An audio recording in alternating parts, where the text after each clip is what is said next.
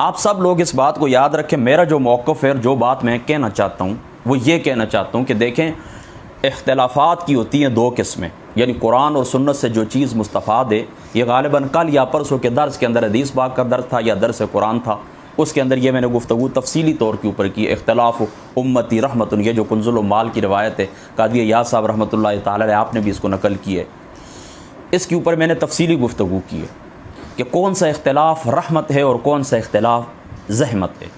قرآن اور سنت سے جو چیز مستفاد ہوتی ہے کہ اختلافات کی دو قسمیں ہوتی ہیں، ایک ہوتے ہیں اختلافات اصلی اصولی اور دوسرے ہوتے ہیں فروعی۔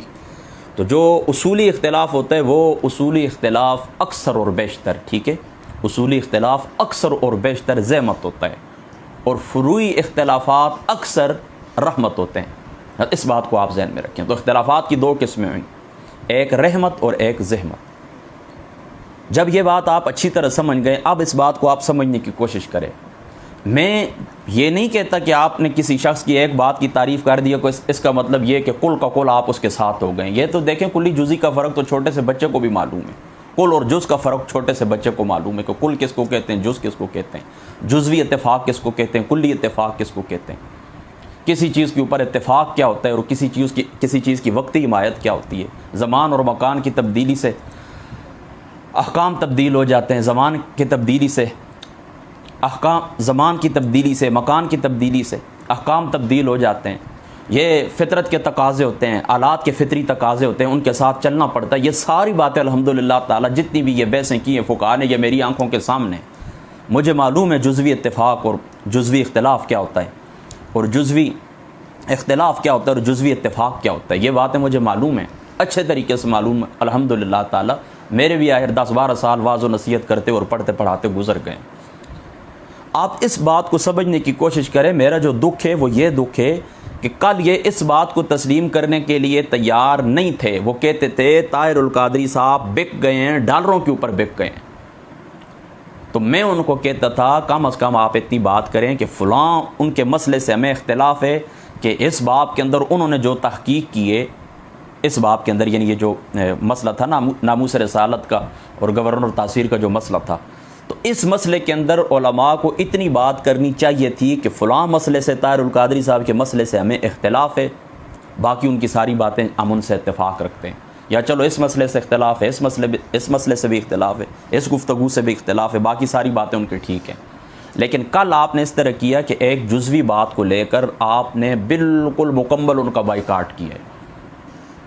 تو آج جس وقت آپ کہتے ہیں نا ہم نے ایک بات کی تعریف کر دی تو فلاں بات کے تو ہم سخت خلاف ہیں، تو کل اس طرح نہیں ہو سکتا تھا، یہی بات کل نہیں ہو سکتی تھی کہ آپ کی اس بات سے ہمیں اختلاف ہے، باقی آپ کی ہر بات سے جو کچھ آپ نے کام کیا ہے حضور نبی پاک صلی اللہ تعالیٰ علیہ وآلہ وسلم کی، یعنی نسبت مصطفیٰ، عشق مصطفیٰ، یہ جو اصطلاحیں شریعت کی، ان کے اوپر جو آپ نے کام کیا ہے، عقائد کے باب کے اندر جو آپ نے کام کیے، اس کو ہم تسلیم کرتے ہیں۔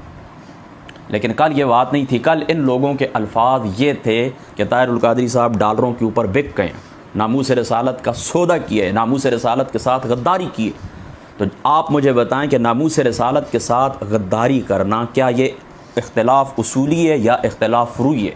فروعی جو فروعات ہوتی ہیں، فروعی اختلافات کے اندر تو کسی کو آپ جہنم کے اندر نہیں بیچ سکتے، کسی کو آپ گمراہ نہیں کہہ سکتے، کسی کو گنہگار بھی آپ نہیں کہہ سکتے۔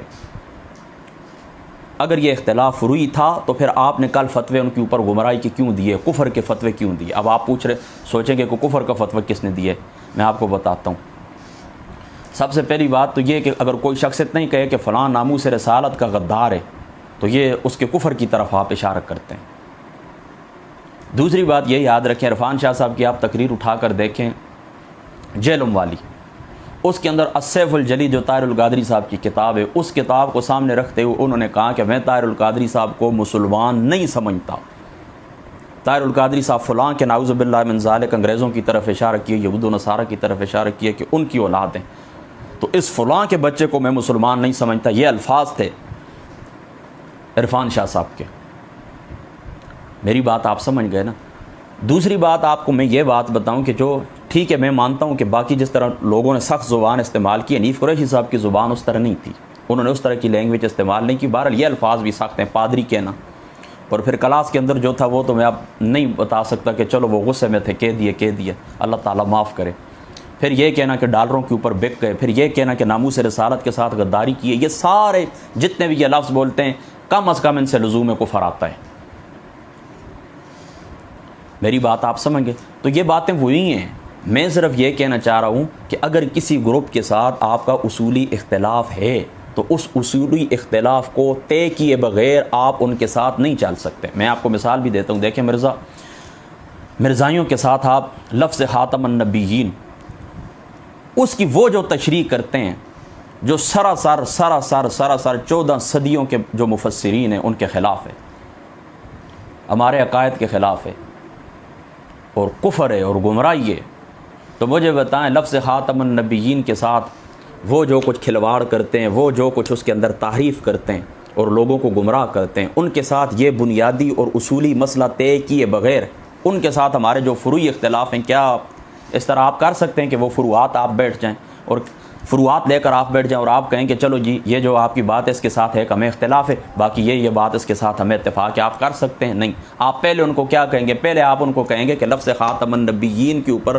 اپنا معنی، لفظ خاتم النبیین کے اوپر اپنا عقیدہ واضح کریں۔ تو اگر وہ اس بات کو مان لیں، لفظ خاتم النبیین کا وہی معنی کریں آخری نبی جو 14 صدیوں کے اندر مفسرین نے کیا، جو معنی نبی پاک صلی اللہ تعالیٰ علیہ وآلہ وسلم آپ کی ذات اقدس نے کیا، آپ کے صحابہ نے کیا، جمہور مفسرین نے کیا، جس کے اوپر اجماع ہے لفظ خاتم النبیین کے اوپر، اس کو چھوڑے بغیر ان کے ساتھ آپ فروعات طے کر سکتے ہیں؟ بالکل نہیں کر سکتے۔ تو بالکل اسی طرح میں آپ سے کہتا ہوں نا کہ طاہر القادری صاحب اگر ناموس رسالت کے غدار ہیں تو پھر تو ان کے اسلام کے اندر آپ کو کیا شک ہے؟ باقی ان کا ایمان کہاں پر رہا، ان کا اسلام کہاں پر رہا؟ تو جب ایک شخص کا اسلام ہی نہیں ہے، آپ عرفان شاہ صاحب زبانی طور پر ان کو کہہ بھی چکے ہیں کہ آپ دار اسلام سے خارج ہیں، زبانی طور پر آپ وہ کہہ چکے ہیں کہ تم دار اسلام سے خارج ہو، تو پھر مجھے بتائیں کہ آج جا کر وہ کہیں کہ آئیں ان کو فون کریں اور ان کو کہیں کہ ہم تمہارے ساتھ کام کرنا چاہتے ہیں، تو مجھے بتائیں آپ کا اپنا ایمان کہاں پر باقی بچا ہے؟ چلو میں مانتا ہوں ٹھیک ہے حنیف قریشی صاحب نے اس طرح کا فتویٰ نہیں لگایا، لیکن یہ بات تو انہوں نے کی ہے نا کہ ناموس رسالت کے غدار ہیں۔ تو جو بندہ ناموس رسالت کا غدار ہے، پھر فون کے اوپر کیا انہوں نے نہیں کہا کہ آپ آئیں نسبیت کے خلاف مل کر کام کرتے ہیں؟ ریاض شاہ صاحب کی اور مفتی حنیف قریشی صاحب کی میرے استاد جی ہیں، اللہ تعالیٰ ان کا سایہ تا دیر سلامت رکھے، اللہ تعالیٰ ان کو مزید استعطا فرمائے۔ انہوں نے گفتگو کی ہے ان کے ساتھ فون کے اوپر کہ آئیں ہم مل کر، آپ قائد ہیں، ہم آپ کے پیچھے ہیں، آپ اس طرح کریں کہ نسبیت کے اوپر ہم کام کرتے ہیں، نسبیت کے خلاف جو کچھ آپ نے کام کیا ہم آپ کی وہ تائید کرتے ہیں اس کی، اور اس باب کے اندر ہم مل کر چلیں گے۔ تو آج اس طرح کہتے ہیں نا، کل ان کی یہ لینگویج نہیں تھی، کل ہی اگر یہ بات ہوتی تو اتنا بڑے اختلافات وجود کے اندر نہ آتے اور پورا ایک گروپ نہ بنتا۔ اب تو دیکھیں نا گروپوں کے اندر تقسیم ہو گئے ہیں نا۔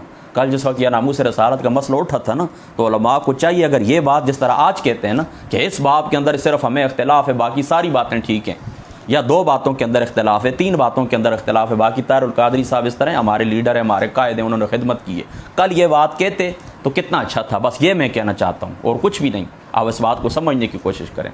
اب اگر آپ کہتے ہیں نا کہ ہم آپ کی فلاں بات سے اتفاق رکھتے ہیں، فلاں بات سے اختلاف رکھتے ہیں، اتنی سی بات بس کل کہہ دیتے، لیکن کل پھر اس طرح نہیں ہے، کل ان کو ناموس رسالت کا غدار بھی کہا، پھر دین اسلام سے خارج بھی کہا، پھر پادری بھی کہا، پھر یہودیت کا نطفہ بھی کہا، انگریز کا ایجنٹ بھی آپ نے ان کو کہا، اور ان کو شیعہ تو معمولی درجہ ہے، شیعہ اور رافضی آپ نے ان کو 100 دفعہ کہا ہے، یہ شیعہ ہے، یہ رافضی ہے، یہ ایران کے ٹکڑوں کے اوپر پڑنے والا، پھر ان کی داڑھیوں کا آپ نے مذاق اڑایا ہے۔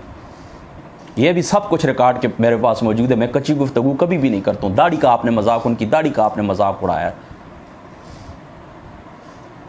اچھا، اس کے علاوہ آپ نے کیا کیا؟ داڑھیوں کا مذاق، اس کی داڑھی کا مذاق اڑانا، پھر اس کے خواب سے ٹی وی کے اوپر لے کر بیٹھے ہیں۔